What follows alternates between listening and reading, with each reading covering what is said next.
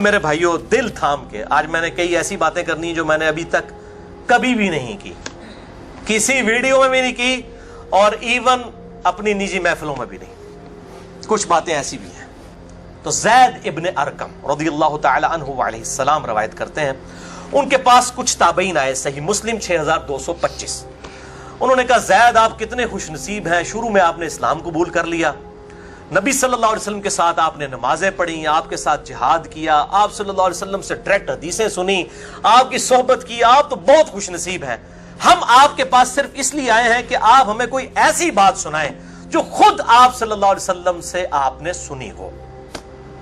تو زید ابن ارقم نے کہا کہ میں بہت بوڑھا ہو چکا ہوں، ساری باتیں تو مجھے یاد نہیں ہیں، اس لیے میری معذرت قبول کرو، البتہ ایک کریٹیکل بات مجھے یاد ہے کہ آپ صلی اللہ علیہ وسلم جب حجۃ الوداع سے واپس آ رہے تھے اپنی وفات سے تقریباً 3 مہینے پہلے، تو مکے اور مدینے کے درمیان ایک خم نامی جگہ تھی، پانی کے لیے پڑاؤ کیا غدیر خم پہ، اور یہ بات ہے 18 ذوالحجہ 10 ہجری کی، اور 11 ہجری میں آپ صلی اللہ علیہ وسلم کی وفات ہو گئی ربیع الاول میں، تاریخ کنفرم نہیں لیکن دن سوموار تھا، صحیح بخاری میں آتا ہے۔ آپ صلی اللہ علیہ وسلم نے خم نامی گاؤں میں اونٹ کے پالان کا آپ کے لیے ممبر بنایا گیا، آپ صلی اللہ علیہ وسلم نے اس پہ چڑھ کر خطبہ دیا، اور الفاظ ہی بڑے کنکلوڈنگ ہیں، ہم نے اپنے منہج پہ بھی لکھا ہوا ہے، اے لوگو آگاہ ہو جاؤ، میں بھی ایک انسان ہوں، قریب ہے کہ اللہ کا قاصد یعنی موت کا فرشتہ میرے پاس آئے اور میں اس کی دعوت قبول کر لوں۔ لوگوں آگاہ ہو جاؤ، میں اپنے بعد تم میں 2 بھاری چیزیں چھوڑ کر جا رہا ہوں، یہ ہے حدیث ثقلین۔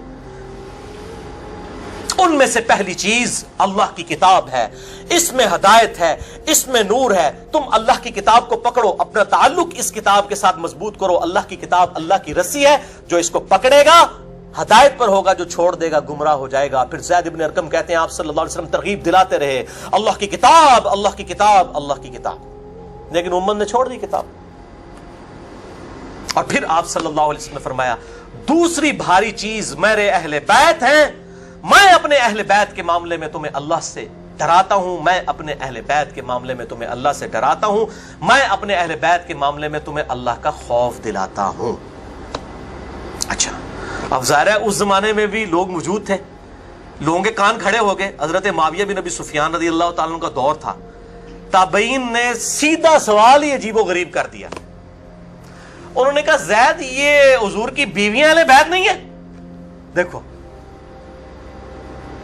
بجائے پوچھنے کے سینئر صحابی سے پوچھتے کہ اہل بیت کون ہے، ان کو فوراً پتا چل گیا کام کدھر اور ہی جا رہا ہے، یہ حضور کی بیویاں اہل بیت نہیں ہیں۔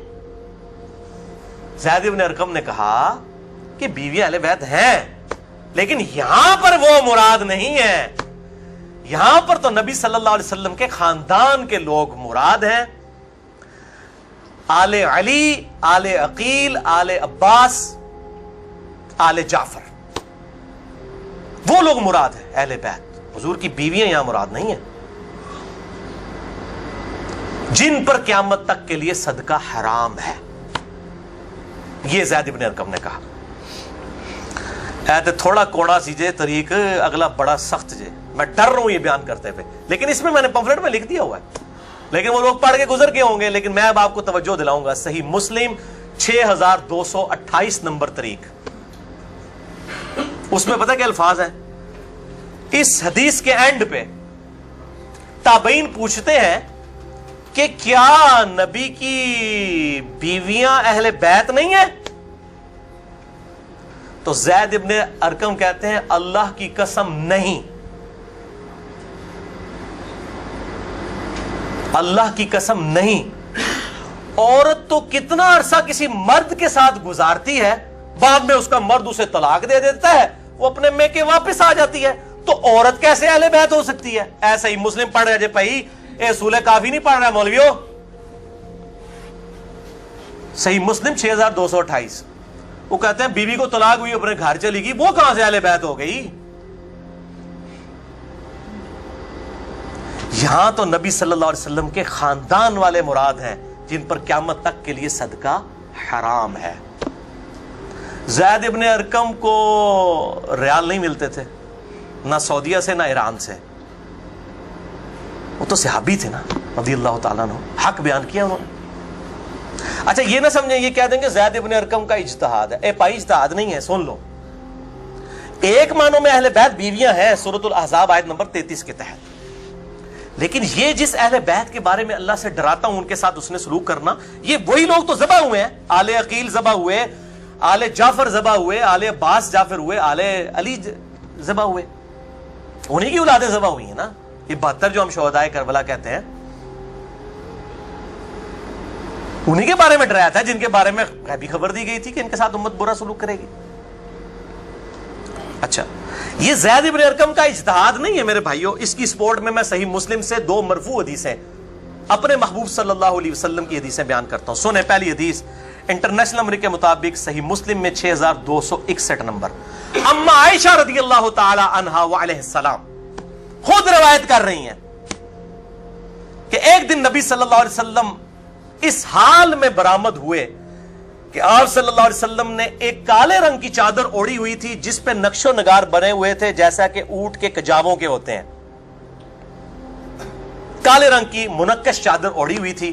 اتنے میں سیدنا حسن آئے, آپ صلی اللہ علیہ وسلم نے ان کو اپنی چادر کے نیچے لے لیا. پھر سیدنا حسین آئے, ان کو اپنی چادر کے نیچے لے لیا. پھر سیدہ فاطمہ آئی, ان کو اپنی چادر کے نیچے لے لیا. پھر سیدنا علی آئے, ان کو بھی اپنی چادر کے نیچے, ان چاروں کو لیا. اور 5ویں خود, جس سے 5 تن پاک کا ہم کانسیپٹ لیتے ہیں, 5 اس چادر کے نیچے لیا. سیدہ عائشہ کو نہیں لیا. پوائنٹ ٹو بی نوٹڈ, وہ راوی ہیں, وہ دیکھ نہیں ہے منظر. اور اما عائشہ دیکھ لیں کتنی منصف مزاج تھی, انہوں نے یہ روایت بیان کر دی. ورنہ کسی درجے میں اپنے بارے میں بھی سوچ سکتی تھی کہ مجھے نہیں لیا گیا. لوگ کل کو سوال کریں گے کہ آپ کو کیوں نہیں لیا گیا, آپ اہل بیت نہیں تھی؟ تھیں, یقیناً تھی.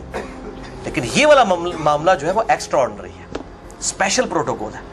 چادر کے نیچے لیا. پھر آپ صلی اللہ علیہ وسلم نے سورۃ الاحزاب کی آیت نمبر 33 پڑھی, انما یرید اللہ لیذھب عنکم الرجس اہل البیت ویطہرکم تطہیرا. اے نبی کے گھر والو, اللہ تو صرف یہی چاہتا ہے کہ ہر طرح کی ناپاکی تم سے دور کر دے اور تمہیں خوب صاف ستھرا کر دے. راویہ اما عائشہ ہیں, خود چادر کے نیچے نہیں ہے. علی, حسن, حسین اور سیدنا علی ہیں, سیدہ فاطمہ ہیں, اور نبی صلی اللہ علیہ وسلم 5ویں خود. تو زید ابن ارقم نے کوئی غلط بات نہیں کی ہے, ان کو یہ حدیثیں پتہ تھیں. اور دوسری حدیث صحیح مسلم سے ہی انٹرنیشنل نمبر کے مطابق 6220 نمبر. یہ بڑی لمبی حدیث ہے, میرا ٹاپک کسی دوسری طرف چلا جائے گا اور کچھ بڑھ جانا ہے. چونکہ میں اس کو لکھ چکا ہوں ان 150 روایتوں والے 72 والے احادیث والے, لہذا میں اس کا ایک پورشن بیان کرنے لگا ہوں. باقی جسے شوق ہو تو وہ پڑھ لے, اس کے اندر میں نے لکھا ہے اس کا پورا طریقہ, ورنہ معاملہ کہیں سے اور ہی نکل جانا ہے. پھر سب و شتم والا ایشو ڈسکس ہو جانا ہے, حضرت معاویہ کے دور میں جو سیدنا علی کے پر لعنت ہوتی تھی, وہ والا ٹاپک اس میں ڈسکس ہو جانا ہے. اس لیے میں اس حدیث کا آخری جز بیان کر رہا ہوں کہ سیدنا سعد ابن ابی وقاص رضی اللہ تعالیٰ عنہ کہتے ہیں کہ جب آیت مباہلہ نازل ہوئی, نجران کے عیسائیوں کے ساتھ نبی صلی اللہ علیہ وسلم کی 1-to-1 ڈیبیٹ ہوئی, اینڈ پہ ہوا کہ ٹھیک ہے مباہلہ کرتے ہیں, کون حق ہے کون باطل ہے. سورہ ال عمران آیت نمبر 61 نازل ہوئی, فَقُلْ تَعْالَوْا نَدْعُوا أَبْنَاءَنَا وَأَبْنَاءَكُمْ وَأَنفُسَنَا وَأَنفُسَكُمْ وَنِسَاءَنَا وَنِسَاءَكُمْ وَأَنفُسَنَا وَأَنفُسَكُمْ. کہ نبی صلی اللہ علیہ وسلم کو کہا گیا کہ ان کو کہو اپنے بیٹوں کو لے آؤ, ہم بھی اپنے بیٹوں کو لے آتے ہیں, تم بھی اپنی عورتوں کو لے آؤ, ہم بھی اپنی عورتوں کو لے آتے ہیں, تم خود بھی آ جاؤ, ہم خود بھی آ جاتے ہیں. پھر اللہ کے حضور اوپن میدان میں دعا کرتے ہیں, جھوٹے پہ اللہ کی لعنت. اس کو مباہلہ کہتے ہیں, لیکن نہیں آئے. سعد ابن ابی وقاص کہتے ہیں کہ نبی صلی اللہ علیہ وسلم, قرآن میں کیا حکم آیا تھا, اپنے بیٹوں کو لے کر آؤ. تو کس کو لے کے آئے, سیدنا حسن, سیدنا حسین, سیدنا علی, اور ساتھ کیا تھا, اپنی عورتوں کو لے کر آؤ. نبی صلی اللہ علیہ وسلم کی عورت کون تھی, سیدہ عائشہ, سیدہ حفصہ, باقی امہات المومنین, لیکن ان کو نہیں لائے, سیدہ فاطمہ کو لے کر آئے. Point to be noted. نازمیوں کے لیے پکی, اگر آپ کو کہے اپنے گھر کی عورتوں کو لے آؤ تو سب سے پہلے بیوی لائی جاتی ہے. آیت مباہلہ میں بیوی نہیں آئی, سیدہ فاطمہ آئی ہیں. اگلی گلا آپ سمجھ جاؤ بھائی, زید ابن ارقم نے کیوں کہا, صحیح مسلم 6228, کہ بیوی تو خاوند کے ساتھ کافی عرصہ گزارتی ہے, جب طلاق ہو جائے تو وہ اپنے میکے واپس چلی جائے. حالانکہ نبی صلی اللہ علیہ وسلم نے کسی کو نہیں دی طلاق, لیکن اتنی ننگی بات اس لیے ان کو کرنی پڑی, اتنی سخت بات, تاکہ حق کھل کے بیان ہو. اور نبی صلی اللہ علیہ وسلم نے بھی, آپ دیکھ لیں, قرآن میں حکم تھا عورتوں کو لے کر آؤ, بیویاں نہیں لے کے آئے, سیدہ فاطمہ کو ساتھ لے کے آئے. یہاں سے بھی 5 تن پاک والا کانسیپٹ, یہ پاک والا وہ معصومیت والا عقیدے کی میں بات نہیں کر رہا, اہل سنت کا جو عقیدہ ہے, منہج ہے, اس کی بات کر رہا ہوں. لہٰذا سیدنا زید ابن ارقم رضی اللہ تعالیٰ عنہ کی تشریح بالکل درست ہے. تیسرا طریق امام ابن ابی عاصم کی کتاب السنہ 1158 نمبر حدیث ہے. سیدنا علی رضی اللہ تعالیٰ عنہ خود راوی ہیں کہ غدیر خم پہ آپ صلی اللہ علیہ وسلم نے صحابہ کو جمع کر کے کہا کہ اے میرے صحابہ, کیا تم اللہ کو رب مانتے ہو, مجھے اپنا پیغمبر مانتے ہو؟ سب نے کہا بلا یا رسول اللہ, کیوں نہیں. پھر کہا کیا تم اللہ اور اس کے رسول کو سب لوگوں سے بڑھ کر محبوب سمجھتے ہو؟ انہوں نے کہا کیوں نہیں. پھر آپ صلی اللہ علیہ وآلہ وسلم نے فرمایا کہ پھر اگر تم مجھے اور اللہ کو محبوب رکھتے ہو, پھر فرمایا من کنت مولاہ فہذا علی مولاہ, پھر جس کا مولا میں اس کا مولا علی. جگری یار, مولا کا مطلب جگری یار, جس نے سورہ التحریم کی آیت نمبر 4 میں آیا ان اللہ ہوا مولاہ وجبریل وصالح المؤمنین. اللہ کے نبی کا مولا ہے جبریل, فرشتے اور تمام صالح مومنین مولا ہے. نبی صلی اللہ علیہ وسلم ان کے مولا ہے, وہ ان کے دلی محبوب ہے. ہم اپنے مولویوں کو بھی مولانا کہہ رہے ہوتے ہیں نا, دلی محبوب مشکل کچھ آگے مانا نہیں ہوتا, دلی محبوب, جگری یار, بیسٹ فرینڈ. اچھا, چوتھا طریق سنن نسائی الکبریٰ میں انٹرنیشنل نمبر کے مطابق 8478 سیدنا ابو طفیل عامر بن واصلہ رضی اللہ تعالیٰ عنہ, یہ وہ صحابی ہیں جو سب سے آخر میں فوت ہوئے ہیں 110 ہجری میں. نبی صلی اللہ علیہ وسلم کی وفات کے بعد 100 سال تک زندہ رہے ہیں. یہ ابو طفیل عامر بن واصلہ جنگ جمل صفین نہروان میں سیدنا علی کے ساتھ رہے ہیں. کدھر 37 ہجری میں جا کے جنگ جمل صفین ہو رہی ہے, اور کدھر 110 ہجری میں یہ فوت ہوئے ہیں. اور ان کی حدیثیں نبی صلی اللہ علیہ وسلم سے بھی روایت ہیں, اور سیدنا علی سے بھی انہوں نے کئی حدیثیں روایت کی ہیں.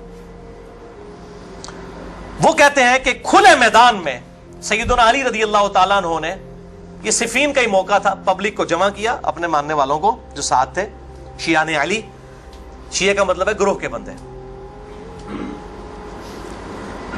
تو پھر ان سے وہ حدیث بیان کی کہ ذرا مجھے بتاؤ نا کہ تم لوگوں نے نبی صلی اللہ علیہ وسلم سے یہ حدیث سنی تھی, کہ کئی لوگ گواہی کے لیے کھڑے ہو گئے. پھر وہ پوری حدیث بیان کی جو آپ صلی اللہ علیہ وسلم فرمایا النبی اولا بالمؤمنین من انفسہم, نبی صلی اللہ علیہ وسلم مومنین کی جانوں پر ان کی جانوں سے بڑھ کر حق رکھتے ہیں, اور نبی کی بیویاں امت کی مائیں ہیں. اس آیت کے تحت اے صحابہ اکرام, اے میرے امتیوں, کیا تم مجھے سب سے بڑھ کر محبوب رکھتے ہو؟ سب نے کہا بلا یا رسول اللہ. پھر آپ صلی اللہ علیہ وسلم نے مولا علی کا ہاتھ پکڑا, یوں بلند کیا صحابہ میں, اور کہا من کنت مولاہ فہذا علی مولاہ, پھر جس کا جگری یار میں اس کا جگری یار علی بھی ہونا چاہیے, ہاتھ پکڑ کر. اچھا,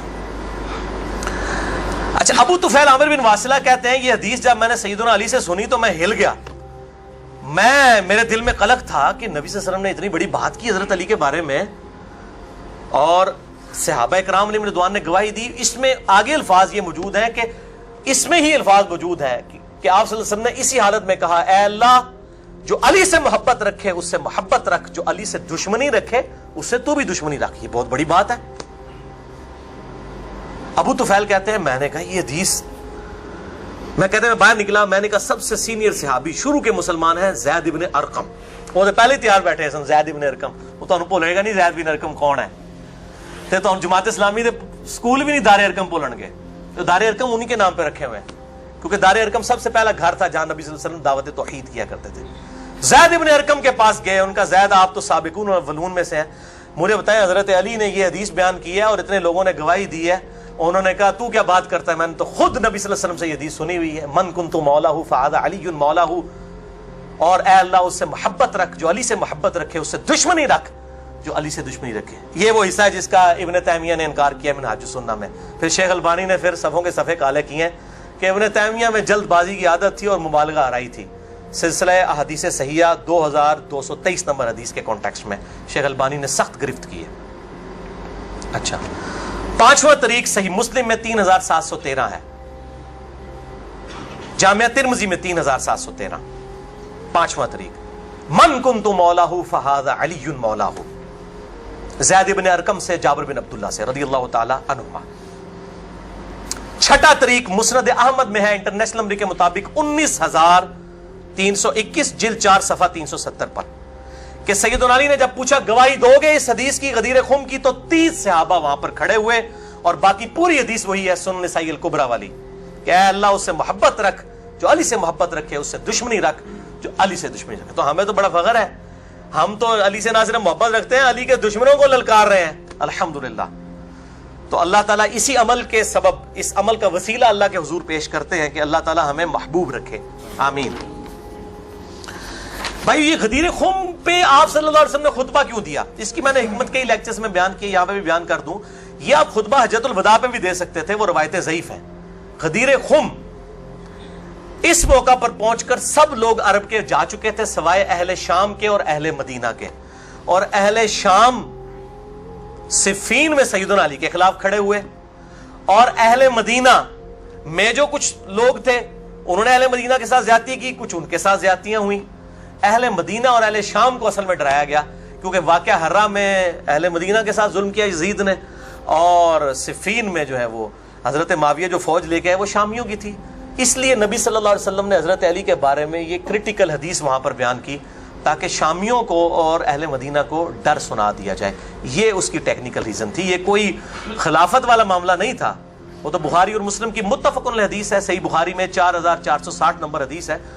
सैयदना तलहा ने जब पूछा अब्दुल्ला इब्न अबी औफा से कि बताइए क्या नबी सल्लल्लाहु अलैहि वसल्लम ने अपना वसी किसी को मनाया, उन्होंने कहा किसी को नहीं मनाया, आपने हमें कुरान पर चलने रहने की वसीयत की थी। ये जो वसी रसूल वाला इशू है ये इजमाए सहाबा है, मैंने पूरा लेक्चर रिकॉर्ड करवा दिया है, मसला नंबर 55B, वसी रसूल कौन है और हदीस क़िरतास का तहकीकी जायजा। वसी रसूल ना सैयदना अबू बकर है ना सैयदना अली है, बल्कि कुरान हकीम है। सैयदना अबू बकर की जो खिलाफत एस्टैब्लिश हुई वो इजमाए सहाबा था रज़ियल्लाहु अन्हुम अजमईन व अलैहिमुस्सलाम। ये सारे तरीक मैं जितने बयान कर रहा हूं ना, ये आपको मिल जाएंगे सिलसिला अहादीस सहिया में 1750 नंबर शेख अलबानी के और 2223 में। सेकंड लास्ट तुर्क 7वां अल मुस्तदरक लिल हाकिम में इंटरनेशनल नंबर के मुताबिक 4711 ज़ैद इब्न अरकम से। ये बड़े खतरनाक अल्फाज हैं। ज़ैद इब्न अरकम, डर जाओ ज़ैद इब्न अरकम करो, जेडी रवायत उन्होंने बयान की थी। ज़ैद इब्न अरकम कहते हैं कि नबी सल्लल्लाहु अलैहि वसल्लम ने फरमाया था गदीर खुम पर कि मैं अपने बाद दो भारी चीजें छोड़कर जा रहा हूं, कुरान और अहले बैत। ये क़यामत तक इकट्ठे रहेंगे, यहां तक के हौज़े कौसर पे आके मुझसे मुलाकात करेंगे, कुरान और अहले बैत। ये हौज़े कौसर में मुलाकात करके क्या लेना है इन्होंने? बुखारी और मुस्लिम की हदीस है, अंसार तुम पर जुल्म होगा, सब्र करना, यहां तक के हौज़े कौसर पे मुझे आके मिलना। बुखारी मुस्लिम में हदीस है, अंसार की मोहब्बत ईमान की अलामत है। अंसार पे ही तो जुल्म किया गया। वाक़या हर्रा क्यों हुआ था? कत्ले हुसैन के बाद अंसार की औलाद ने बैत यजीद की तोड़ दी थी, उसी की वजह से उसको गुस्सा आया, कहा अंसार सब्र करना, यहां तक कि मुझे हौज़े कौसर पे क्या मिठाई खिलाई जाएगी? नहीं, बुखारी और मुस्लिम की मुत्तफ़क़ुन अलैह हदीस है, मेरे हौज़े कौसर पे कुछ लोग आएंगे और मैं कहूंगा अस्हाबी अस्हाबी, ये तो मेरे सहाबा हैं। एक रवायत में उसैहाबी, तो मेरे साथी हैं, मेरे सहाबी हैं। ये क्या करते हैं, जिस तरीक में आता है ना उम्मती उम्मती, वो निकाल के तो बरेलवी दो बंदियों के ऊपर लगाना शुरू कर देते हैं। और सहाबी लिखे ना मकबत शामला में, बुखारी मुस्लिम में खुल जाएंगे। तो आप सल्लल्लाहु अलैहि वसल्लम फरमाते हैं कि मैं जब उनको हौज़े कौसर से पिलाने लगूंगा, मेरे उनके दरमियान एक दीवार खड़ी कर दी जाएगी और मुझे कहा जाएगा, अल्लाह के नबी आपको नहीं पता, आपकी वफात के बाद ये लोग दीन से उल्टे कदम फिर गए थे, इन्होंने दीन में बिदअतें जारी करवाते हैं। मैं कहूंगा सुहकन सुहकन लिमन गय्यर बादी, सुहकन सुहकन लिमन बद्दल बादी। इन पर फिटकार हो जिन्होंने मेरी वफात के बाद मेरा दीन बदल दिया, जिन्होंने मेरी वफात के बाद मेरे दीन में तगय्युर कर दिया। अब ये एक और पिंडोरा बॉक्स है, इसको भी मैं यहां पर क्लोज करता हूं। जिसे शौक हो, मेरी जिंदगी का अहम तरीन लेक्चर मसला नंबर 96 अजमत सहाबा रद्दुल मुनाफिकीन और सुन्नी शिया के इख्तलाफ का तहकीकी जायजा ahlesunnatpak.com पर जो है वो देख लें। हर एक चीज में से एक जिन बरामद होता है।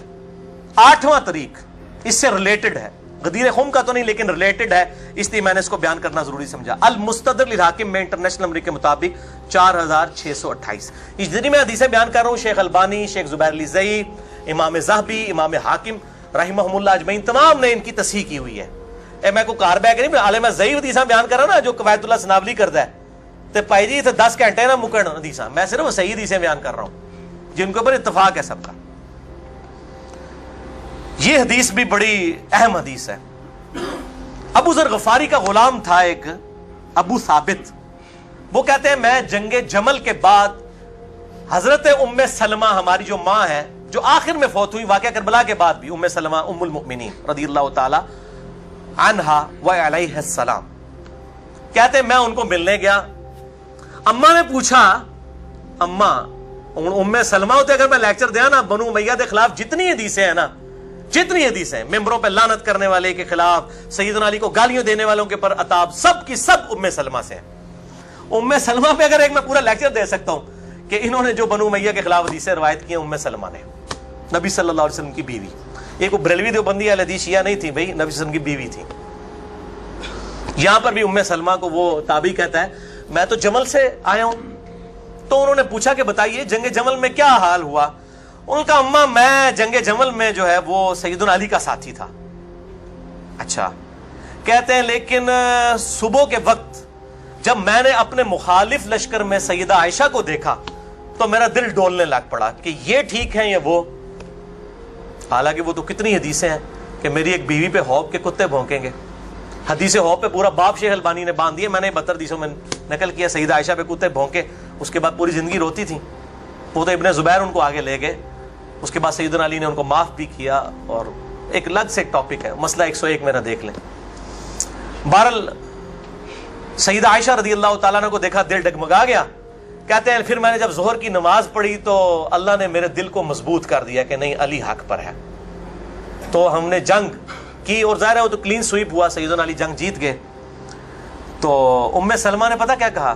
انہوں نے یہ نہیں کہا کہ یہ مشاجرات صحابہ مجھ سے کیوں ڈسکس کر رہے ہو، دو ہی ٹھیک نے، انہوں نے کہا ابو ثابت تو نے بڑا ہی اچھا کام کیا، میں حضور کی بیوی ہوں، میں نے خود نبی صلی اللہ علیہ وسلم سے یہ بات سنی تھی کہ قرآن اور علی یہ قیامت تک ساتھ رہیں گے یہاں تک کہ یہ مجھے حوض کوثر پہ آ کر ملے۔